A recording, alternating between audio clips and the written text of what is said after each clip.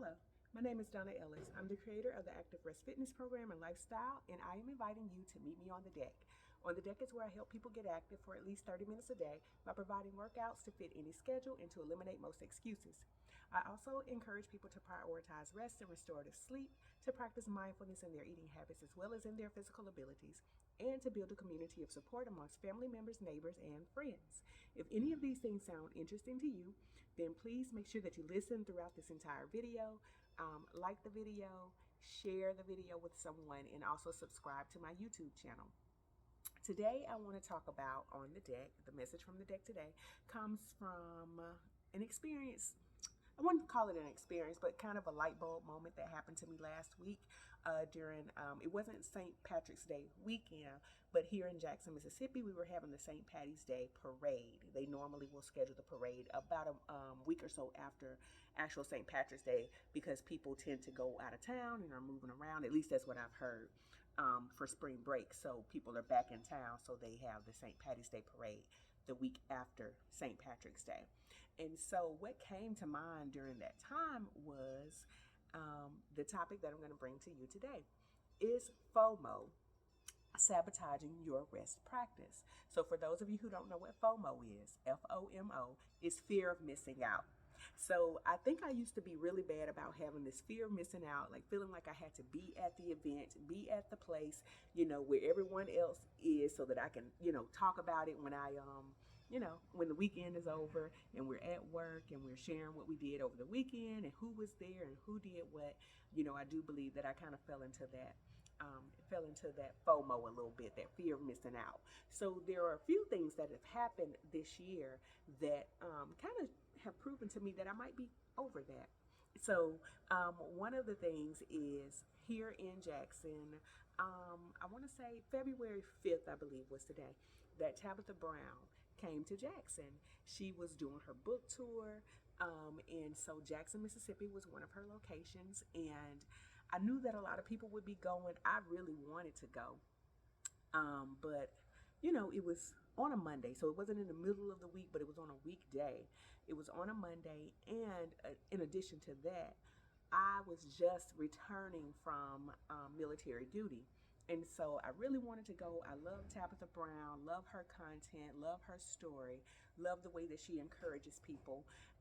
But I knew that I would be tired from that mission, from that military duty, that, I would be coming into town. I wouldn't have a lot of time to rest. I had to work that day, and I just wasn't going to be able to go. So I just, decided to forego, getting tickets to go to the Tabitha Brown event because I knew that I needed to rest. I knew that it was just going to be too much.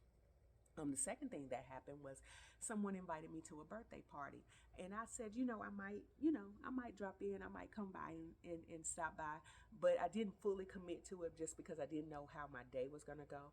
But I usually, a lot of times when people invite me to an event like that, or, say, hey, you can come, I try to go, and be, supportive for that person. Even, back in the day when I used to go a lot, it was, I didn't want to miss out. I didn't want to, I wanted to go and support that person, celebrate that person, and be there. But this time I just kind of decided, that I was just going to stay home, rest with my family, just enjoy the afternoon, enjoy the evening at home, and have a restful evening instead of, trying to go somewhere and be in a crowd. And, you got to get dressed for that, and you got to look presentable, which at home I don't necessarily have to do. And I'm very comfortable, like in my, sweatshirt and my workout leggings and stuff like that. So I really don't even like to dress up to go anywhere anymore. And so, I just decided to take that day, to take that evening and enjoy my family and just rest a little bit instead of trying to get up and go. So that was another thing. And like I said previously, in previous years, that's not a decision I would have made. I would have tried to go, to that birthday party. So the light bulb came off, or light bulb came on when last weekend for the St. Patty's Day parade, I had gotten up. I had a workout that I'm a fitness instructor, so I had a workout that I had to conduct, and then after that I had tutoring. And so after the tutoring, I was like, okay, I'll have an hour to get to the parade if I decide to go. But, I ended up, I did the tutoring, I did the workout, I did the tutoring, and then I said, you know, I texted my husband. I said, you know what? I don't think I'm going to go to the parade. He had our daughter. So I was home alone. I said, I think I'm just going to go get me a bottle of wine, take a long bath, and take a nap. And so that's what I did. He ended up, my daughter had choir practice, and so she was, preoccupied. My husband was with her, and then they ended up going to the park after that. So I had the house to myself, and I was able to go out, get that bottle of wine, take that long bath, and just rest. And I took a good like 2 hour nap, which is good. And so when they by the time they got home, I was well rested. I was ready to spend time with them and give them my all. And so that's when that light bulb came off. It's like, I really was trying to get to this St. Patty's Day parade because it's a really big deal here in Jackson, to go to that parade. I was really like trying to make plans to go and get there and, kind of move things around and get things organized so that I could go. But I just really settled into, you know, I'll just rest today. I said I'll, not do that, and I'll just get some rest. So then now that leads me to three things. Well, probably more than that, because there's another point that I want to make if I have time. So the first thing is that most people don't believe me when I tell them that I'm an introvert. So I do recharge, when I'm alone, when I have time alone, when I have time to sit with my thoughts. I am what I call, and maybe other people will say it too, but it's just the way I define it, an extroverted introvert. So I can be an extrovert. I can, I know how to spark up a conversation. I know how to have conversations. I think it's not even the talking for me, it's just the peopling for me. I don't know how to quite explain it, but there's only so many people I can take being around. And then I get overwhelmed. I think that's the right word. Is I don't like crowds, so I don't like big crowds. I don't like long lines. I don't like traffic, so I don't like the peopling of it. But if I'm out in public and and I'm sitting in an office with someone or what, like a doctor's office, and I strike up a conversation with someone, you know, I can do that. Like that's no problem for me. I'm not, worried about people talking to me. But there are times where, like if I go out to eat, I can go out to eat alone and just have like my earbud in or a book to read. And then I don't really want people to strike up a conversation with me then. But if they do, I know how to handle it. So I am an extroverted introvert, which when I tell people I'm an introvert, they don't believe me because they see me on the deck or, I'm always inviting people to come work out with me. I'm very talkative. These are my opinions of myself. Other people might think differently. I'm very pleasant. I try to be very kind. So I do, welcome people in. I will throw gatherings at my house. I will have parties. I will throw brunches. I will plan these things. Like, I do the active rest retreat.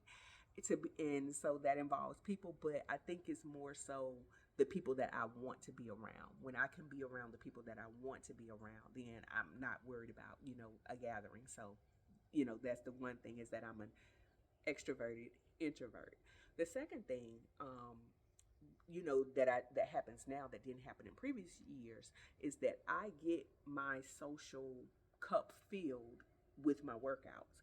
So every day I'm around people. Every day there are people coming to my home to work out or to some space where I'm providing a workout. So it's like I've socialized enough. So by the weekend, it's like, okay, I can just rest now. I can just be to myself or just be with my family, give them that time. And so that's one thing that I learned about myself is that, I don't need the weekend to socialize because now I get to socialize just about every day with the workouts. I know people don't tend to think about workouts in that way, but for me, it's always been, I won't say always, but since I moved back home in 2013, 2014, when I joined the gym, it's been a tool of socialization for me. It's where I meet up with friends. It's where I talk about my day. It's where I vent. It's where I listen to my friends talk about their day.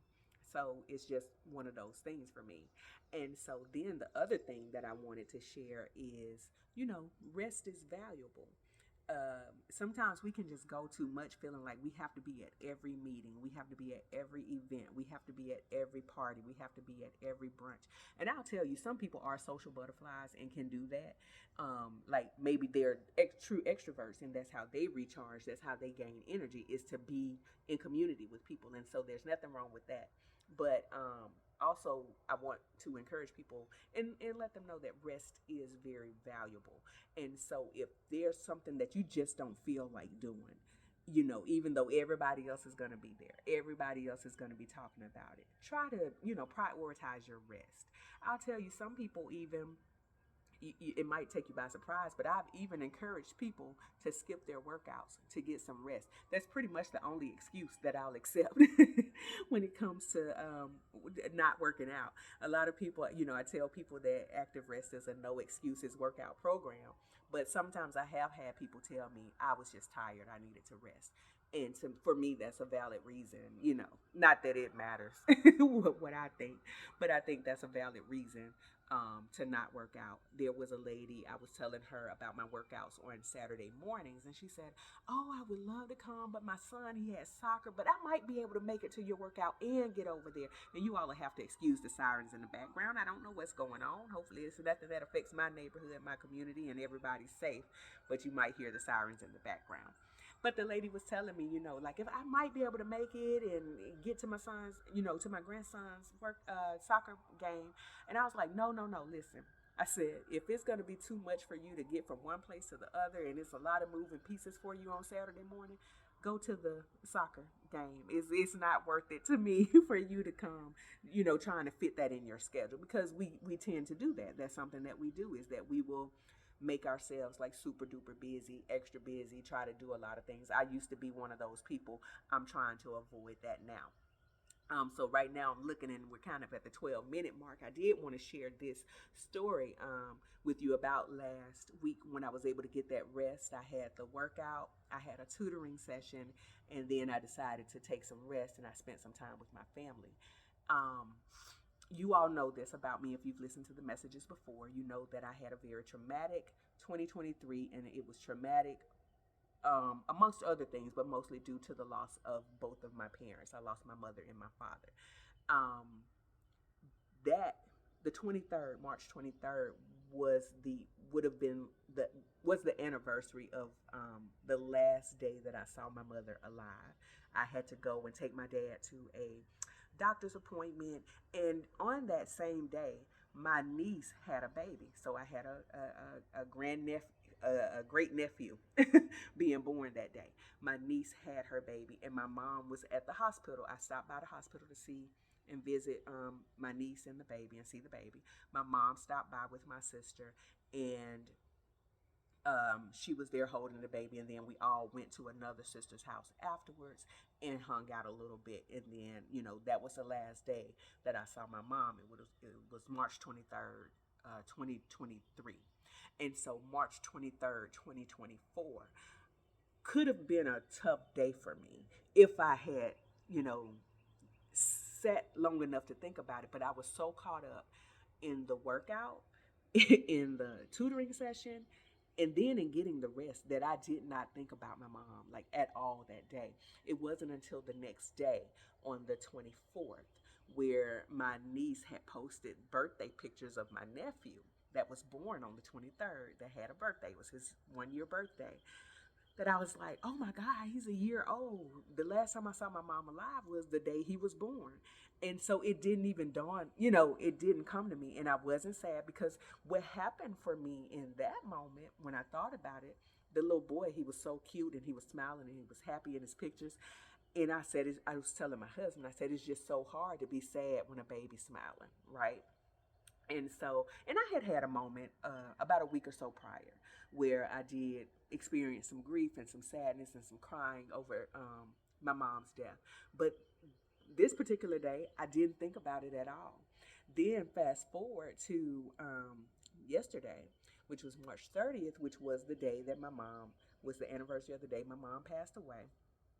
I made a decision to be happy. So I had a workout planned. I had my workout, and then after that, we had a great time, full of laughter, full of fun. We went for a walk. I had some friends with me and some workout partners with me that we walked and we talked and we just enjoyed. It was just a beautiful day. And then after that, I did see a message on Facebook from my sister, saying that she was not doing well, remembering our mother on that day, on that anniversary. But I still chose, I was like, it saddened me a little bit, but I still chose to be happy, to smile and to just make it through that day. Because I had a day where the grief, I was overtaken by the grief. And I knew that I was coming up on a rough couple of weeks if I let it get the best of me. But I made the decision yesterday, like, to be intentional about not grieving. And so there are going to be moments, I know, when it's going to creep up on me, because grief is sneaky. It sneaks up on you when you least expect it. But I do feel like, too, that we can practice, how we will respond to these distractions, to these things that cause us grief. And so I just wanted to say, that FOMO, related to that FOMO, that fear of missing out, me staying home and just chilling out and just relaxing, it just helped ease my mind in such a way that I did not even think about that being the anniversary of the last day that I saw my mother alive. And so I just want you to check in and see if FOMO is causing you to disregard your rest practice or to sabotage your rest practice, because rest is a practice. It's something that you got to plan for. You got to be intentional about it, because nobody's going to give it to you. Nobody's going to say, oh, she needs a break, let me give her a break. Your job's not going to do it. Some people might have really good jobs that will allow it, but mostly we're taught to be productive, to work, to hustle, to grind, to go, to always be on the move, to show up. And it takes a very good, healthy rest practice to say, no, I can't do that. I can't make that event. I'm not going to be able to do it. I'm going to stay home or be wherever and sit down and rest. So just, kind of check in with yourself to see, how you get rest, how your rest is interrupted. Do you allow yourself to rest, or are you one of those people that feel like you have to constantly be on the go? So just do a little pressure check. Make sure, that your going and your doing is in alignment with what you want, what you desire. So I hope this message helps you. I'm kind of rambling at this point, but I hope this message has helped someone. I hope that it's helped you. I hope that it encourages you. I hope that it motivates you to start and develop your own rest practice and to key in on those things where you feel like you have to be at a certain place when you really don't. Make sure you're prioritizing the right thing, and prioritizing the right thing is to prioritize yourself and to make sure you're taken care of. And so I hope you're motivated to start that, to start doing that, to start prioritizing yourself. And I hope that you have a great day. Thank you for listening. Bye bye.